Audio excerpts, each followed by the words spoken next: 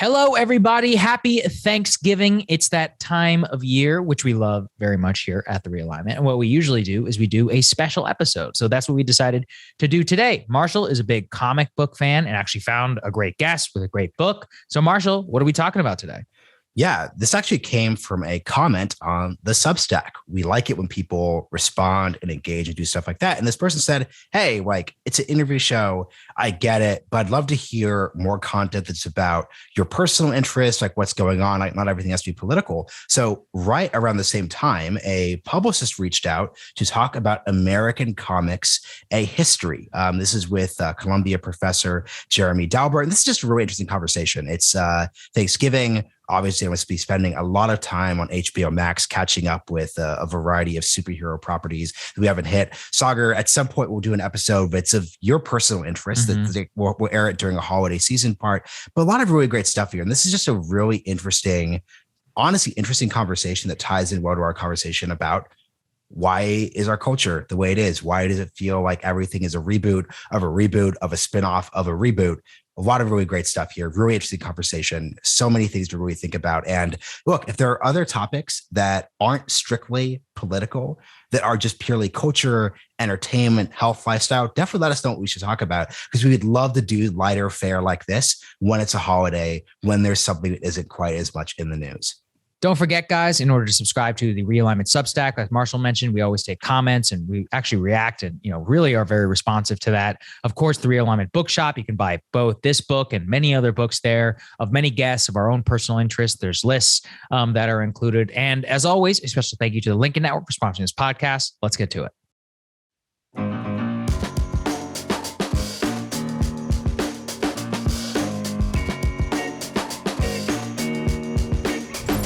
Jeremy Dauber, welcome to The Realignment. Thank you so much. It's great to be here with you. Yeah, good to see you, Jeremy. Thank you. This is coming out on Thanksgiving, so I hope everyone is having a good time and has the opportunity to take a bit of a break from family to listen to an interesting episode that's a little outside of our wheelhouse. Let's start with what feels like a contradiction at the heart of any conversation about comics. The stories that we're telling here obviously dominate American and global box offices, culture, TV ratings, streaming services, all those things. At the same time, it feels like the actual medium of the comic, whether it's in a book form or whether it's in a newspaper comic strip, is irrelevant. Do you agree or disagree with that characterization? I think I would disagree with that writ large. I mean, I think that, as a particular genre of the superhero, the one that, as you say, is doing a lot of the work in that box office domination. Sometimes it does feel like the movie cart is driving the comic book horse. But in terms of the medium of comics itself, as a venue for telling sort of wonderful stories about personal identity and growth and history, things that appeal to kids, I think that the medium is as vibrant as it's ever been. So that's an interesting perspective because, like Marshall said, I'm not into comics necessarily, but obviously a lot of American pop culture is centered around Marvel and has become a lot more familiar with it. What do you think that says about comics themselves? As in, why are they such a unique and good way in order to drive home storytelling, which is obviously very compelling? Yeah, well, I think that's a great question, because I think that first, it really gets to comics not as a genre, like we're saying, but as a medium, right? As a way of putting out stories. And that interesting combination of images and text that's sort of put together in a sequential fashion, usually, which is how we sort of talk mostly about comic storytelling, is something different from all sorts of almost any other art form. And in one way, it's because it really allows readers to do a lot of imaginative work by putting together those pictures, those words, by putting together the space between those still pictures and having the reader give the sense of action and motion in a kind of way that really allows for the interplay of imagination. And this is all, the only things here we're talking about is all just about formal properties of comics, right? Just how comics work. We're not even talking about yet what the stories themselves do.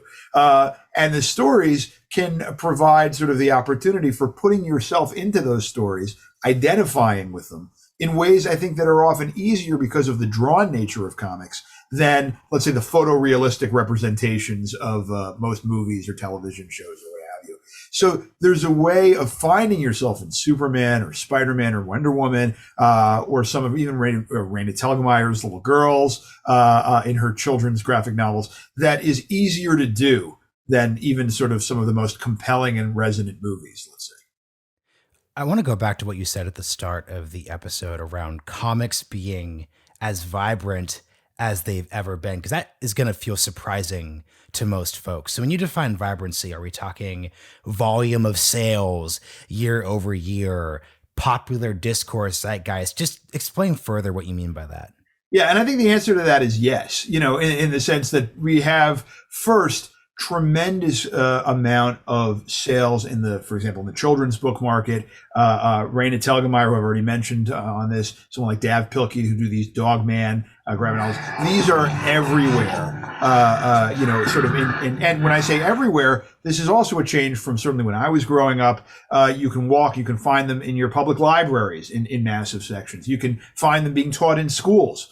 In a way that they weren't being. So there's that aspect, and that in more of the elite precincts of the culture, we're also having the comics medium being taken seriously. A new graphic novel is going to be reviewed in the New York Times Book Review. It's a competitor for something like the Booker Prize. Comics can win National Book Awards. So all of these different elements are contributing to the idea that comics are really a central part of the conversation in all these different kinds of ways. I don't know if you saw this, but Substack, the newsletter publisher, has started onboarding comic book writers to the platform using the advanced system they've used in other formats, which brings up a question of how these how these ideas, stories are actually distributed. What do you think about people coming on Substack and probably leaving big publishers?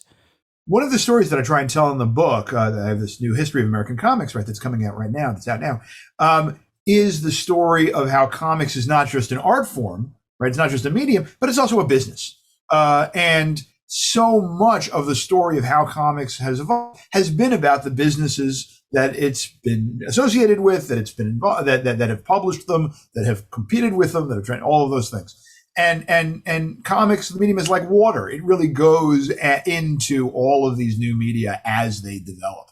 So the internet has been remarkable in many different ways for comics, in ways we can talk about. But it's not surprising that one of those stories is creators constantly trying to find a way of figuring out how to get their work out there, and of course how to make a living doing it, and not just as a means of personal expression, but also as a business. And Substack is just the latest in these iterations of that process. And I'm very interested to see how that is going to work itself out. I suspect, like a lot of new business endeavors, it will work quite well for a couple of people, but it won't be a sort of a mass model. People are still going to be very much attached to the kinds of, roughly speaking, to the kinds of processes that they have. Yeah, I'll admit to being skeptical about that operation. But one thing I'm curious to get your perspective on is what makes an American comic American, right? So there are Japanese comics, manga, anime, all this stuff, which, if anything, actually now has a cultural footprint here in the United States. But it's undeniable that we have a distinct style, and in many ways maybe we have even created it. I'll also want to get your perspective on that. What makes American comics American? Well, it's a great question because, one of the things that happens in the book is that there's really the putting together of two different kinds of definitions of that word American comics, right? The first is the history of comics that were basically speaking published in the United States, right? And so they're American in that kind of way. But that gets confusing because, for example, Watchmen, which is really a high watermark in comics, was published in America, but it was and it's about America, but it's written by and drawn by British people who have a very Alan Moore and Dave Gibbons, who have this very, very outsider's perspective on America.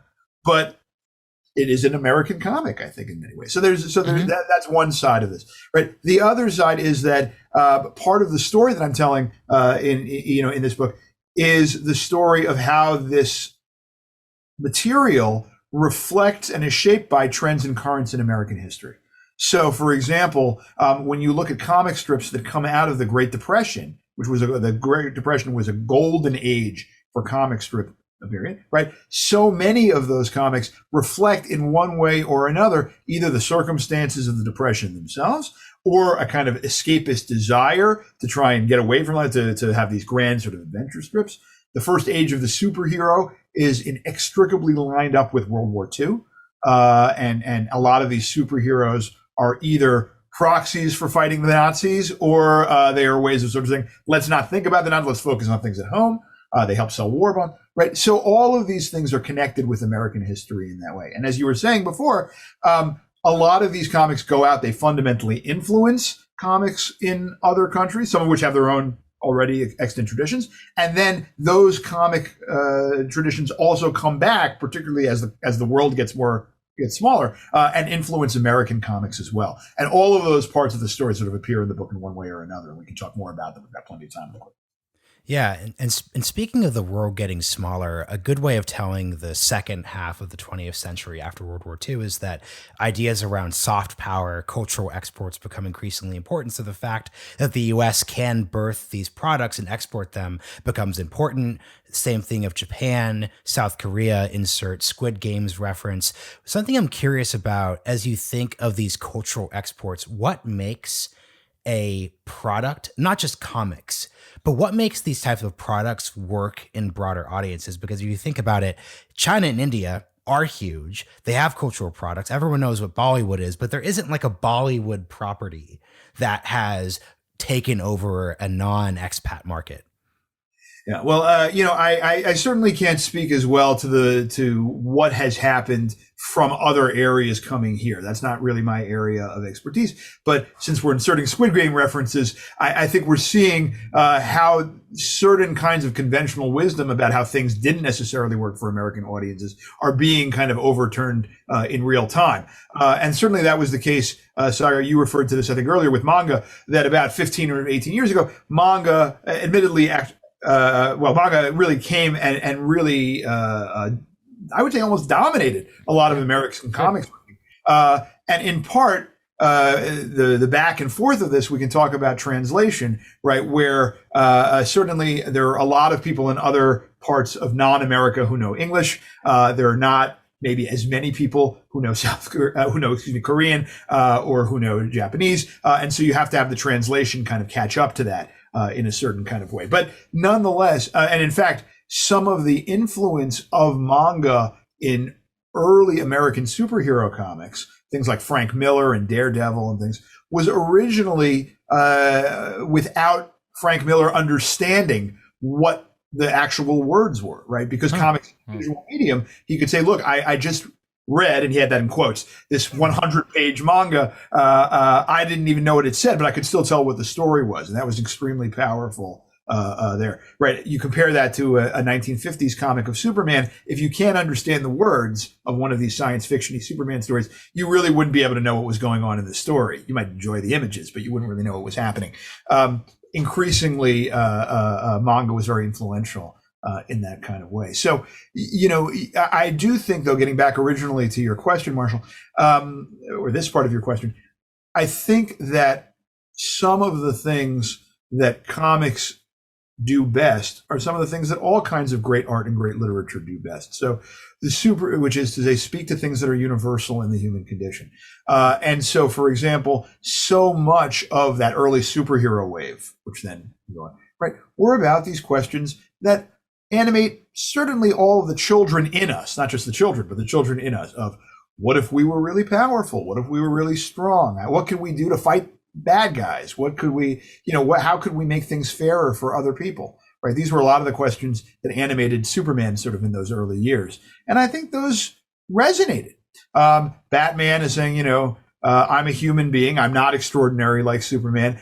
There's trauma in my life, and I want to try and use my will to make good. This is a story that really can have transcultural properties. And it's not surprising that Batman, for example, there are wonderful art books of different countries' versions of Batman, sort of bootleg versions very frequently, that are all sort of over, because this is a story that really does have these mythic qualities to it that could resonate. But I don't know that is any more or less resonant than other art forms, but it is equally so, I think. Why do you think certain types of, not even comics necessarily, but properties go and have mass cultural appeal in some places, like abroad, and then some are just limited, like you said, to the US? One of the things we're thinking of is like Marvel is huge worldwide, in China especially, and even India. But Star Wars, for example, is just not one that really seems to translate. Or Star Trek is another one also that doesn't seem to have as big of a global cultural footprint, at least maybe in China. Why do you think that is? I mean, like, what is unique to the one type of American comic which is flat and applicable worldwide? As you're saying it, I'm trying to think through this question. Yeah. It's not a question, the book is mostly focused on American stuff. Oh, yeah. But, it strikes me that the answer is, if people knew, there would be a lot more billionaires in the business, even than there are. Right. Because, Star Wars is basically a comic book, right? It has a lot of debts to comics. We can go into the details, but all sorts, right? It became very successful as a comic book version, for example. We've got a question about this coming up, so we'll hit it. Don't worry. Oh, okay. But I'm taking, I don't know this, but I'm taking, right. So that didn't do well, but you could have imagined that it could have done well. On the other hand, going the other way, I don't know that you would have predicted that Squid Game would have done as well as it did. I don't think anyone did. Right. But of course it did. So a lot of these things is sort of hard to figure out. What I will say, though, is that increasingly technological platforms really allow for the possibility of this experimentation in a way that wasn't the case before, right? So you really can say, we're going to put this material out there, see if it finds an audience. If it turns out that it does find an audience, we can make more of it. There are going to be a lot more Squid Game oriented shows that are going to come down the pike in the future. Some of them I'm sure will do fine. Some of them will not. And that's always a fun thing to watch too, is how different kinds of modes and ideas go in and out of vogue. So for example, one of the stories I tell about in the book is how horror comics sort of come in and come out. There are external pressures too, but come in and come out. And that kind of, with horror, you can almost see subversions of that where, The Walking Dead hits, and then there are 5 million zombie shows, right? And vampires, which were really big in the 90s, there was True Blood, but there's not that much vampire stuff nearly anymore. I'm waiting for them to come back. They'll make them. No, it doesn't need to come back. It's one of the more cringe times in American culture. I do want to focus on that, though. Can you give us the maybe like a cyclical structural overview of how and why that happens? Because you're so right, and I think it's very interesting as to how, Squid Game obviously followed up, I think was preceded by Parasite winning the Oscar here, and it kind of showed that a class-based South Korean message could possibly translate to the West. So in a way, it was predictable, but also obviously it was a gamble, and now it's going to open up an entire new slew of these, of entertainment products in the U.S. Can you give us the previous examples like that? Delve a little bit into horror, and then maybe how it delved into subgenres, vampires, because I think that the timeline on that is important to actually understand, like metacultural pop trends, which are, seem to be happening, and you're like, why is this happening? And you seem to at least understand the pipeline of how it works.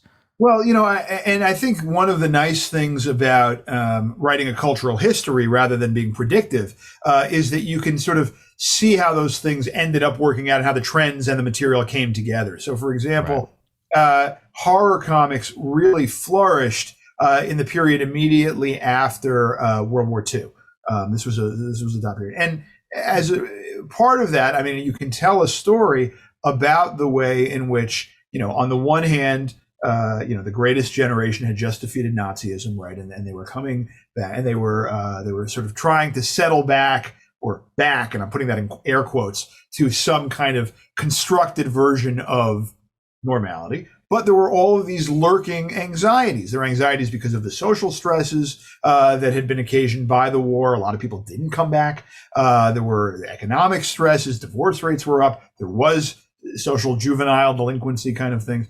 A lot of this manifested itself in a subterranean unease that made it particularly fertile ground for a kind of horror comic which focused on scratch your white picket fence and there are poisoners and bigamists and homicidal killers and all this sort of lying underneath, right? And then that stopped in no small part because of an external shock. That is to say, there was kind of a moral panic over the horror comics, and it put it down. So these things don't necessarily, to use our metaphors, not die a natural death, right? Sometimes they're murdered. But you can understand why horror comics kind of came out at that period as a way of, through culture, expressing some of the anxieties that weren't necessarily there to be sort of expressed sort of quite as vocally, let's say. Right. Again, and it's a combination of these institutional factors and social factors. The horror comics might not have been as big if there weren't some very talented people spearheading sort of the production of these comics, right? That's sort of a part of it too. In the 1970s, there was another boom in horror comics. Part of that is perhaps because of some of the post-Nixonian anxieties about sort of the faith and sort of the American experiment about post-Vietnam. Right. Part of it is also that this comics code of authority, who had pushed down on these horror comics after the 1950s moral panic, let loose a little bit. And they said, okay, you can publish some of this stuff. And all of these people who are working in the industry, right, for us, it seems like a long time, 50s to 70s, but really we're talking about 15, 16 years, right? Say, oh, I remember these things sold like gangbusters. Why wouldn't we try a lot of this again? And so they try it again, and it sells pretty well for a while. And, so one of the things that's fun to do in the book and just in general thinking about these things is to try and come up with these multivariable explanations of the right people sort of finding the right institutional circumstances and then being able to ride the right wave of social ferment in order to create it, right? So that's just one sort of set of examples from the 50s to the 70s. I'll just add one last one, which was that in the mid 80s to the early 90s, as we were alluding to before, there's a kind of a British invasion into American mainstream comics. People like Alan Moore and Neil Gaiman and what have you.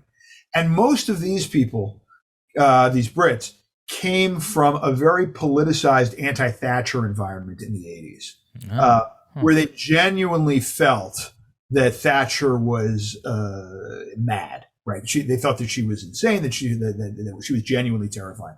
And so there was a lot of kind of political horror kind of coming in there.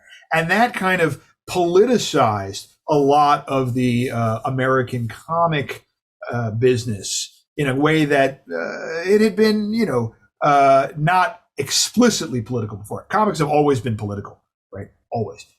In every sort of way. But this was a way in which, you have Thatcher being name-checked, you have Reagan being name-checked in certain ways and things like Watchmen and other things. And that develops a different kind of horror boom in the late 80s and the early 90s.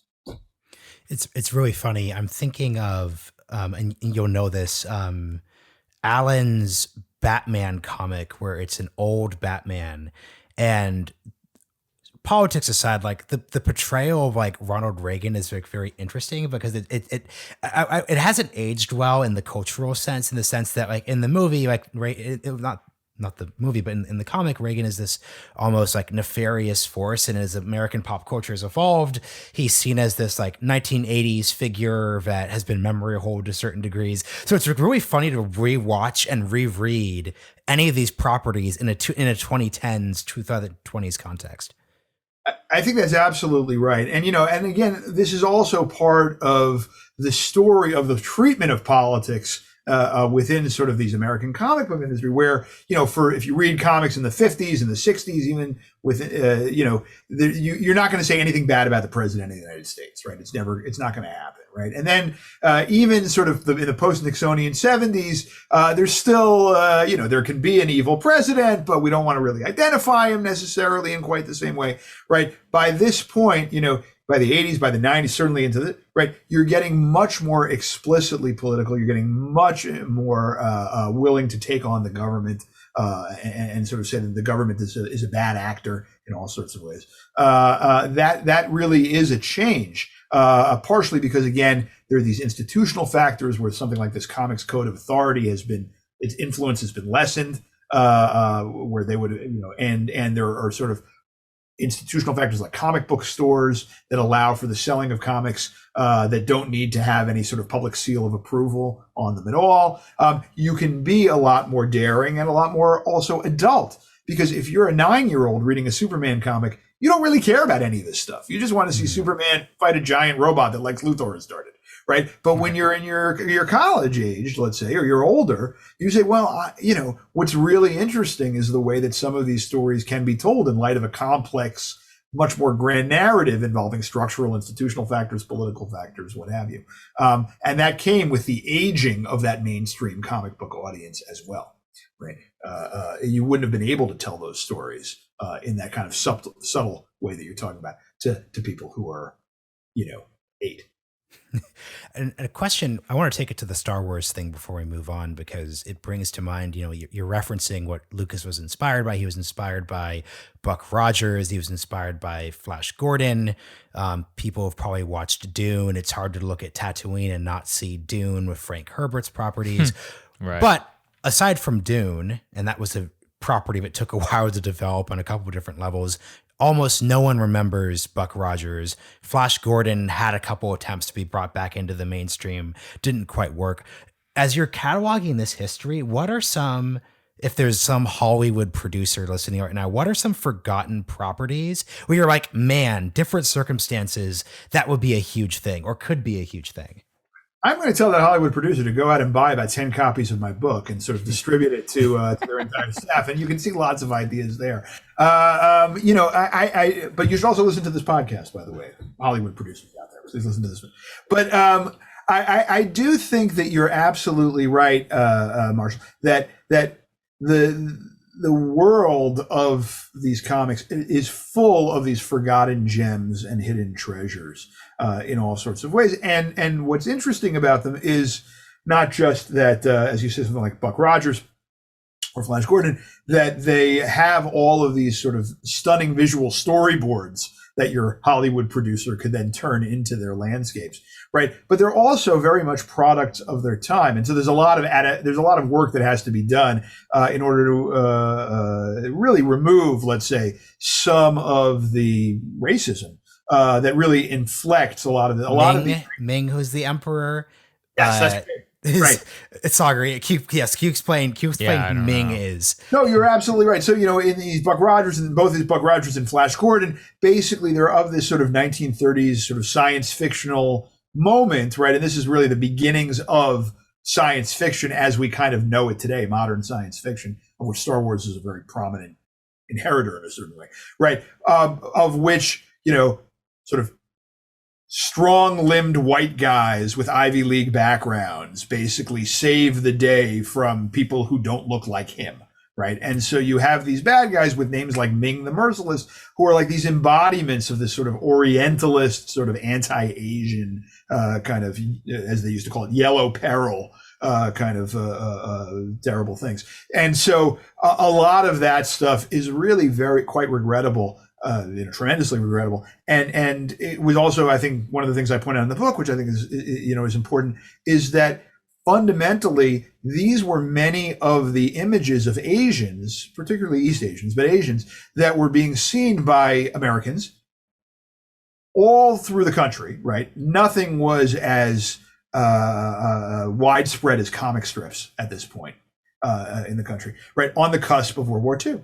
And it may not be surprising as a result of some of this anti-Asian material that when the United States fought the Germans and the Japanese and they were represented in comics, the Nazis were represented as bad people, right? But they were represented as bad people.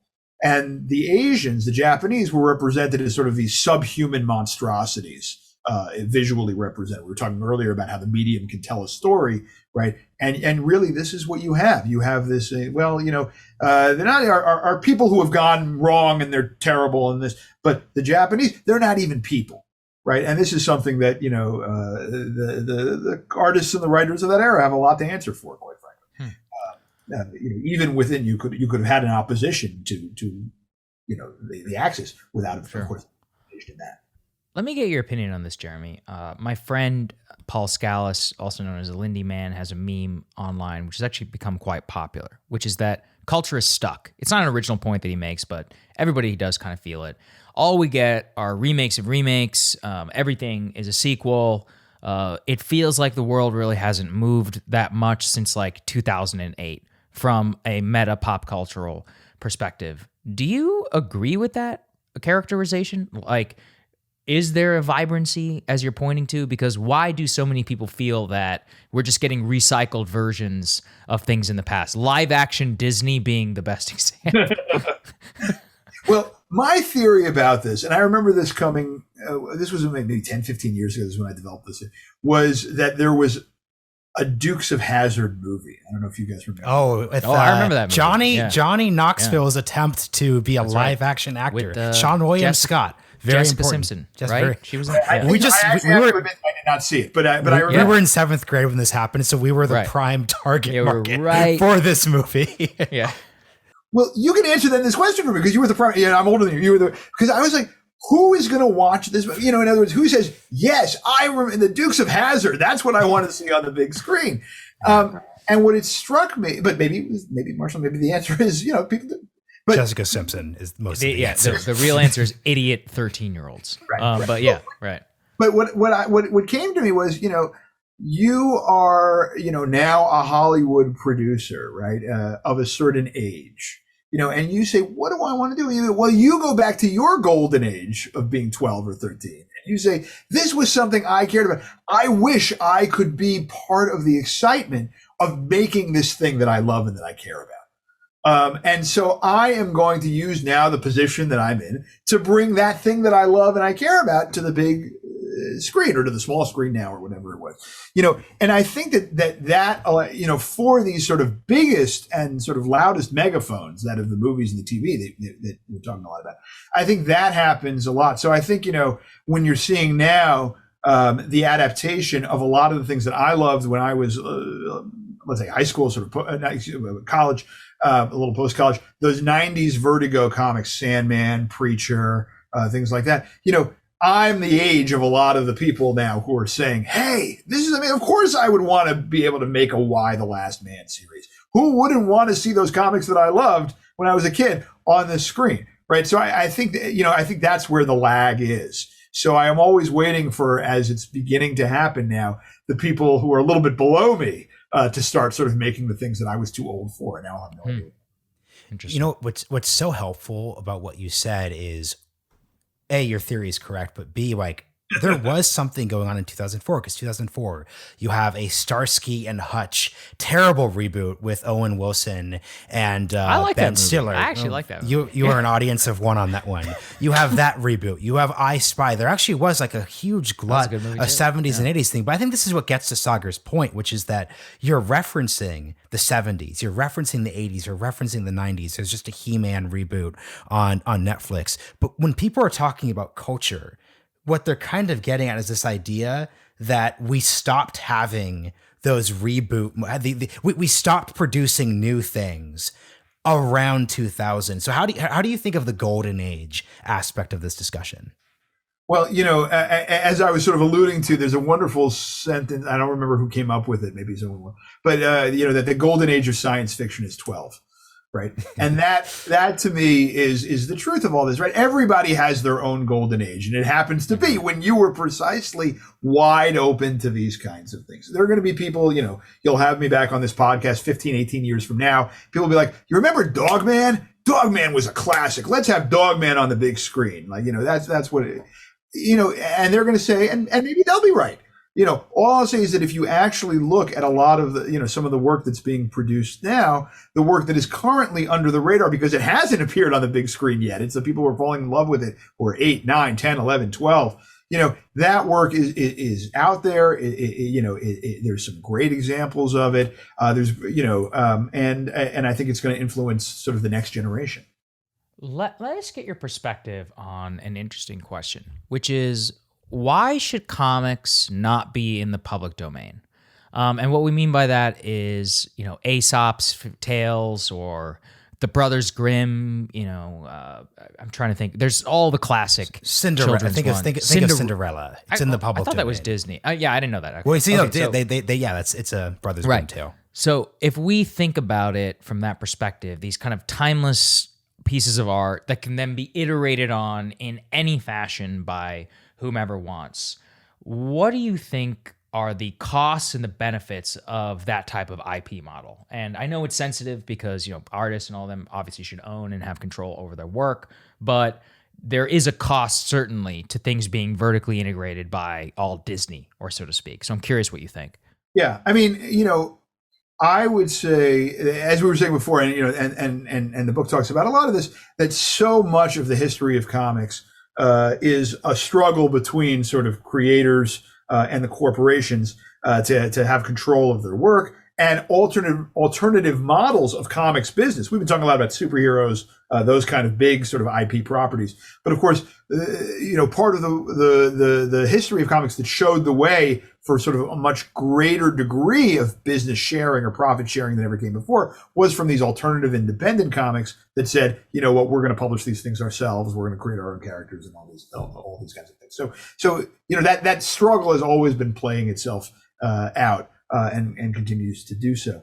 And to the extent in which now you have a lot of creator-owned characters. So if if there ends up being one of the new modern classics is this saga, this sort of Star Wars meets Romeo and Juliet in outer space by Brian Vaughan and Fiona Staples. You can certainly see this becoming a major streaming series, and if it is, those two, I hope, will make a ton of money because they deserve it. That said, I'm going to give you my gut feeling about this, right? Which is artists and writers, generally speaking, have made a lot less off these products than they should. So there should be a long runway in which they get to make a ton of money off these things. After that long runway, I think these things should then go into the public domain. There could be lots of discussions about how long that runway is and exactly how it works. That the devil is, and the big devil is in a lot of big details, but I think that as two general principles, I think those are right. There should be a time at which Mickey Mouse, I apologize, Disney, but I think there should be a time at which Mickey Mouse should. I agree. That's from 1930 or whatever. So this, and what ended up happening, I think, in the history of comics is that the public domain question became very, very mixed with the creators' rights questions. So Superman is a 1938 character, right? I mean, he's not that much older than Mickey Mouse, right? But on the other hand, the creators behind him really were not compensated in any way close to the success of what that character could be. You would not say the same thing, of course, about Walt Disney or about Walt Disney's heirs. So as those conversations about should these belong to the world going on, you could have a very justified conversation about, and they had, but it's like, well, shouldn't they have gotten a chance to belong to the creators some too? And that is the case, I think, with the overwhelming majority of those big blockbuster characters that we're still sort of talking about. The last thing that I'll say is that we're also now in a period, because of that dominance of culture, where it seems that almost any character from this gigantic, robust universe could be $1 billion property, which was something nobody expected, right? Superman comes out in 1938. By 1940, you could tell that Superman was going to be a big hit, a big property, no question. 100%. Interesting. But when I will say this, and I don't think I'm alone in this, when the Marvel Studios announced that they were going to make a movie about the Guardians of the Galaxy, 10 years ago or whatever it was. A lot of comics fans probably were like, Guardians, really? Them? This is like, at best, these are C-list characters, right? We were all, those of us who felt it, we're all totally wrong. Great movie. Yeah, it was awesome. Yeah. Great movie. and then of course made a ton of money, right? And so now, every character could have this fight, right? It's not just going to be Spider-Man, right? Everybody is a potential billion-dollar property. What I love about that is you're just getting at, if anyone's like particularly interested in this part of the conversation, I suggest people really read about Marvel Studios in the 2000s, because the interesting background here is that Marvel as a comics business was a disaster in the 1990s. They basically sold what they saw as like the big properties off the studio. So they sold the Hulk to Universal, they sold Spider-Man to Sony, the X-Men to Fox, and all they had left in the late 2000s were the second tier characters. So Iron Man, once again, billion-dollar property now, second tier at the time. Thor, all these people. And this is where Disney deserves, because we just said that they should lose their IP. This is where Disney deserves praise in this episode. What they did so successfully at a business level is take second tier properties that weren't thought of as being valuable and really made them really, really big, to the point where, which is bigger, X-Men or like the broader like Marvel universe there? It was, well, then at Fox, the other way around. I'm just curious how you think about how the big properties have stewarded it. Right. Well, first of all, I would be criminally negligent if I did not say on this podcast that I tell this story in my book, and then you should. That's why people will buy it. Read it. Please go out and you can read it there. But I agree with you. I mean, I think a huge kudos goes to Kevin Feige, goes to the people at Marvel Studios. This is what they have done is, to me, one of the most, maybe even arguably you could say the most incredible trick in the history of American mass culture, is to be able to sort of shepherd these dozens of movies. Now we're getting on, probably dozens. It's going to be dozens of television shows or streaming shows. Lots of other properties into one gigantic, really interlapping narrative almost in every way, and to really convince people that that this is all part of the story. And you really want to pay attention to all these different aspects of the stories and make all of this money doing it. I can't think of anything like this that's even close in the history of American pop culture. This is not like, one thing that you could have said a while back was that superhero movies were like Westerns in the 1950s, right? If you turned on your screen, right, you'd watch Westerns everywhere. It was on the big screen, they were on the small screen. You could say, okay, superheroes are Westerns. But none of those Western universes had anything really to do with each other. Yeah, John Wayne was in a lot of them, right? But they were all different movies, right? What they've done is just really recapture that embroidered complexity of the Marvel universe in many ways on stage. It's just a remarkable, not only business accomplishment, but in its own way, an artistic accomplishment, an aesthetic accomplishment, and individual pieces of it are better than others, but it's amazing. Something I'm curious about, and I'm not asking your political opinion of this, I'm actually just curious about how you describe this as a business phenomenon. There's been increasing emphasis in the broader cultural debate around wokeness in comics. So for example, Superman's son just came out as bisexual. You're seeing Marvel really diversify their heroes. Miles Morales becoming Spider-Man, Kamala Khan as Miss Marvel, being a Pakistani immigrant. How to what degree have these new properties revitalized the industry? So were they successful in their own terms on bringing new folks in, or do they largely serve? So, for example, like the Superman coming out issue, there's all the Fox News segments, but that was a record-selling issue. That being said, I'm still skeptical in 2 years from now if that energy is going to be maintained to the same degree. Right. So I think it's a great way of framing that question, right? And I think, again, in this history of American comics that I tell in the book, there's a history of lots of different kinds of people who have not been represented in many of the mainstream comics and in many comics, and how their stories are told and how people get to tell those stories sort of as comic book history goes on. So this is part of a very ongoing story that's been going on for many decades. But as you say, there are two elements to that. There's, let's call them the aesthetic element and the business element. In terms of the aesthetic element, I think that part of this marginalization that had happened for such a long time was the marginalization of certain kinds of stories.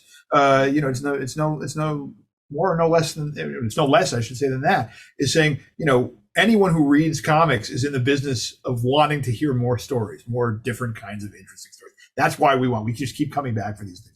And so why wouldn't we welcome the opportunity to have all sorts of a broader canvas, a more robust canvas to have these kind of stories? And it just is the case that when you get more different kinds of storytellers in the mix, they are going to come up with angles and things, that people who don't have those experiences or those perspectives would ever have thought of. And that's that just sort of is a function of just having more people in the room.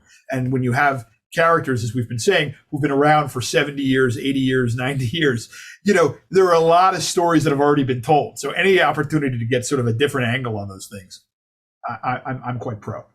The business angle, I think, is complicated. I think the story, the jury is a little bit more out on. That is to say, I think that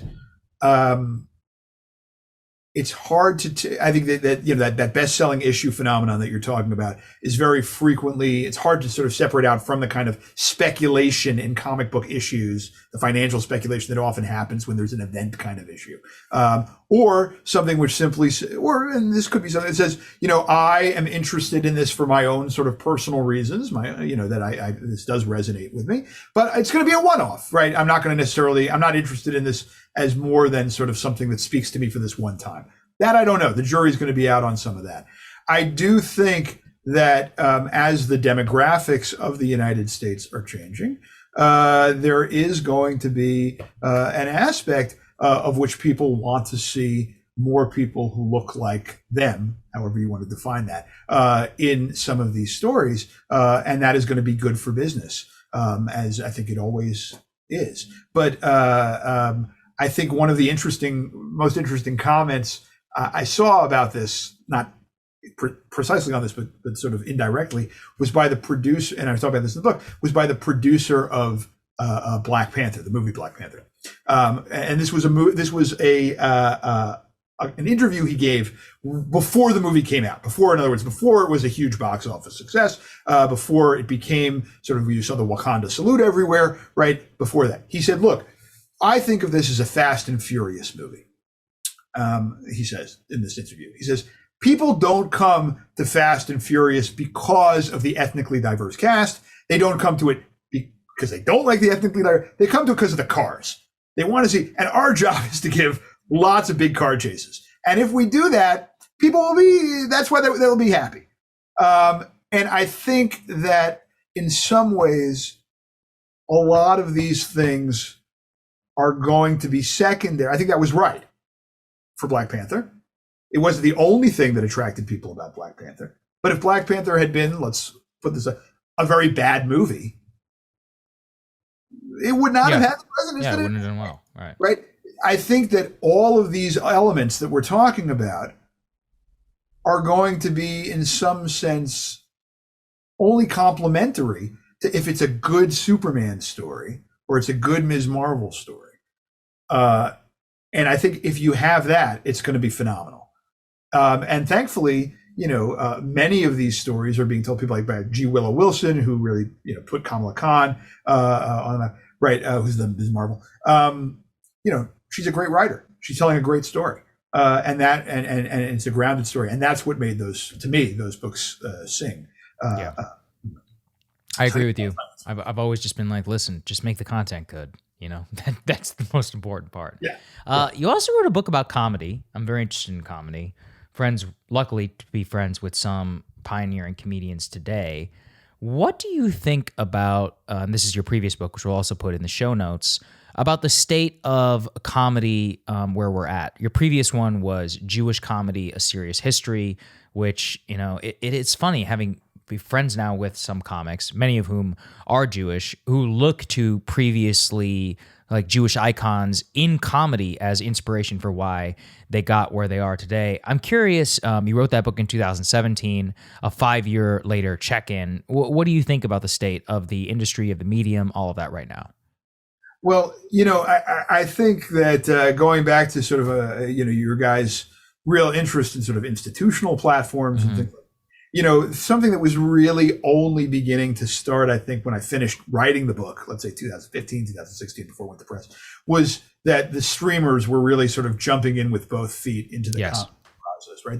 That is really, and it seems like maybe they're jumping out a little bit again. And I'm not sure. I've been spending a lot more time with comics than with comedy the last few years, but certainly that has really again sort of revitalized the stand up. As a kind of thing where, with something like the Bo Burnham show, where you're seeing something that's even a little bit more produced, a little bit more filmed version of this. I think that has really been the thing that I would have had to spend a lot more time on, and kind of a new stand-up generation and sort of a new audience for that. That would be the biggest note I would make to myself, I think. Sounds like you wanted to say something, Saagar. No. I was just, I think you're right. It's fascinating to me because I think we're both, like you said, the high water mark of that was probably 2018, and now I think we're actually beginning to come out of it. I'm starting to see some skepticism, pushback. What happened with Dave Chappelle is actually, I do think, is kind of a across the Rubicon moment for many of these people. And if anything, it will make it so that a lot of streamers will be more reluctant to pick up something which will be, controversial or not, especially if somebody's not the size of Chappelle's audience, which will actually then push people to where my career was made, on YouTube. So I actually think we're going to be seeing a lot more direct to video consumer stuff. What do you think, Marshall? Well, and just quick pick up a question. Yeah. I think what's interesting about the 2017 to 2018 period you're describing, Jeremy, is that it seemed like comics could have their cake and eat it too, in the sense that you could sell out, but it's not as if you're going to Comedy Central. You're going to a big streaming platform and there's views and it's cool. And it seems like people are readjusting their expectations of what you can and can't do on a big platform that's more generally that's more focused on an audience beyond just your specific fans. So I'm curious how you just think about that dynamic. Yeah, I think that's right. I mean, I think that you're both right to say that one thing that I imagine, I'm not talking to the people in those rooms, but they're taking away is why pay $37 million or whatever it was for something like, which is when even a Bo Burnham, you're charging close to a tenth of that, or a little bit more than a tenth of that, you get it. And what you could get 15 people, 10 or 15 people just for that, for Bo Burnham money, and they would be delighted to be on there as well. I think you're right, Marshall, to say 100% that I did not spend as much time then on YouTube stuff, certainly on TikTok, which I don't even remember when TikTok started.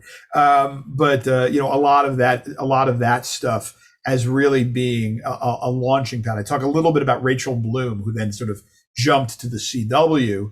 But still in 2016, 2017, I was thinking, well, that's the path. You start here and then you go somewhere else. But now with the influencer model, and sort of you can be an incredibly successful person just on those platforms, and that's fine. You can sell out arenas. I see this happen. I mean, one of my friends, Andrew Schultz, literally, it was one of the first YouTube comedians, and is now consistently selling out like 3,000-4,000 tickets a night per city, wherever they're going in the U.S. So it is a big sea change. Yeah. So that part I really, if Norton came back and said, you want a second edition of Jewish Guy, these would do it. Yeah.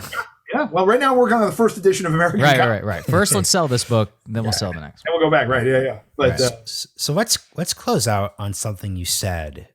You referred to speculation when it came to first editions. I hear speculation. I think crypto. I think Web3. I think Web3. I think NFTs. How has the narrative, because once again, this stuff is so early that I can't even be too empirical about this. How is the narrative around digital I got an email from DC Comics like, get your first collectible Wonder Woman NFT. It wasn't an actual NFT. Really? It was it wasn't even a real NFT. Yeah, no, it's not a real. It's just like a nice digital picture, but there wasn't a blockchain. I didn't pay anything for it. There wasn't Ethereum. Right. So that was them seeing this early version of it. But just close out with how you think this new phenomenon, this would definitely make the second edition of this book, is impacting the industry. Well, I think that. Oh, sorry. I hate to do this. I have to give a quick example. Yeah, please. Quentin Tarantino just got sued by Miramax because he's attempting to create an NFT of his first script for Wow, Pulp I didn't Fiction. know that. So That's so wild. I just want to so this Yeah. just so I want to add this because this goes back to what you were saying earlier about the tension between the creator and the company. So yeah, we just love your big thoughts as we close out. Yeah. Well, my big thought would be that, and this ties back to the Substack kind of thing. One of the things that I talk about in the book is the history of sort of comics getting onto the internet. And a lot of that story is full of false starts and sort of experiments that don't quite work. And then eventually things begin to coalesce around certain kind of models of how digital will work with comics. So for example, it's pretty clear, drawing directly onto digital, you're making works directly onto digital platform. That's going to stay, right? People are going to draw digitally from now on, right? Are comics going to be read primarily on digital platform? Really still an open question.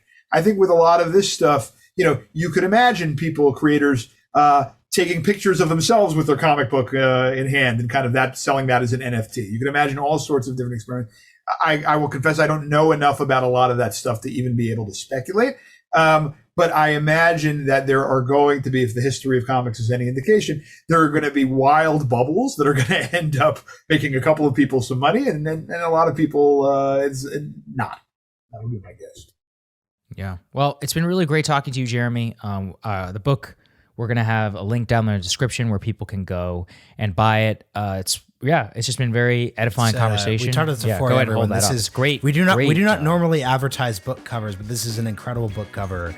So we really recommend American Comics: A History. Thank you guys. Thanks.